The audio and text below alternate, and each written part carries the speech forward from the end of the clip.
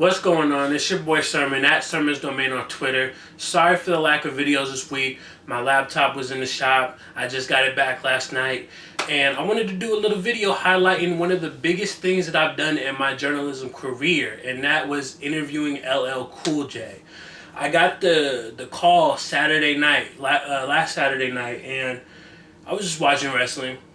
And I get the call like LL wants to do some press for his recent Dr. Dre freestyle that he just put out. And first off, it was an honor to be reached out about it.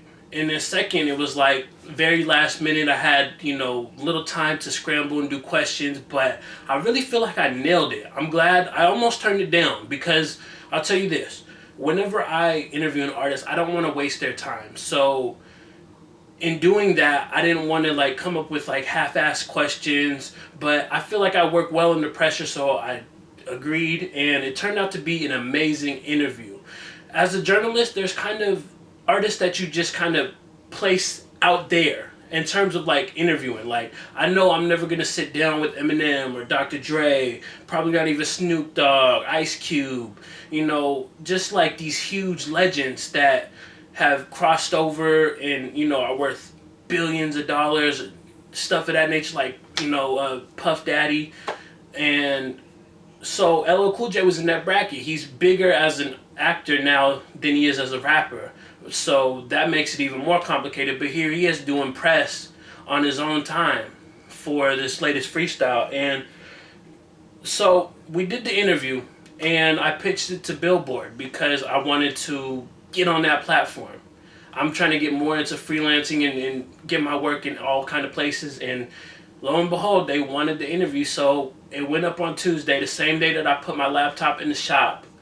So I didn't get to do this video. I didn't get to celebrate as much as I wanted to because I was like, damn, my laptop, I don't know if it's going to be fixed, yada, yada, yada. But it was. So on to the interview. Me and LL talked for 20 minutes.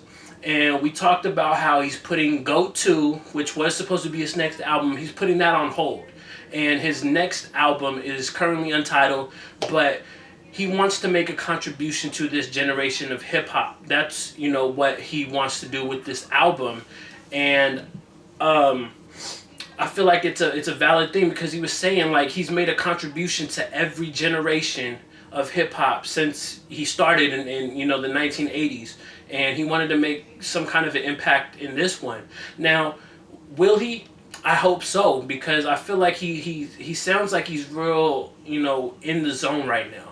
His Dr. Dre freestyle was a nice little warm-up, and I feel like the album is going to be a lot better. It's probably going to be more, on the lyrical side, because Authentic, his last album, was more experimental. I mean, he had records with, Bootsy Collins, Charlie Wilson, country singers, just all kinds of all over the place experimental type of music. So this one is getting back to the bars.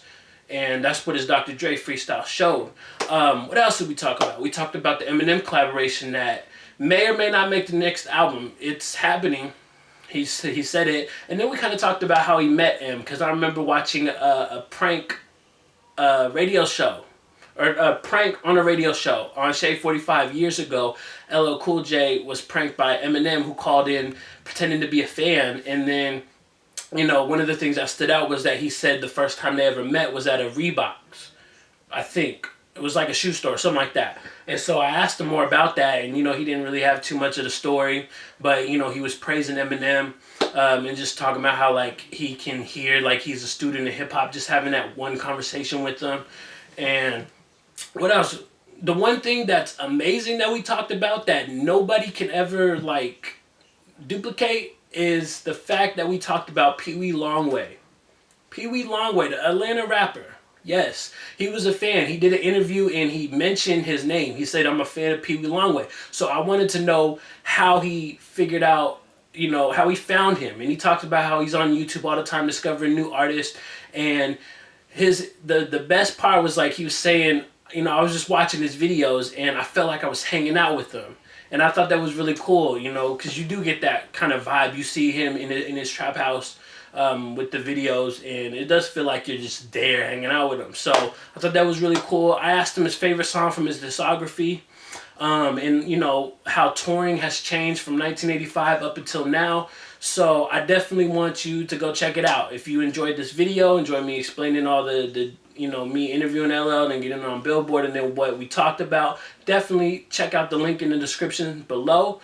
And if you do, let me know your thoughts on the interview in the comment section below. And then like the video, subscribe to the channel if you're not already, share the video. Follow me on Twitter at Sermons Domain. And as always, thank you for your time. I appreciate you for watching. And until next time, peace.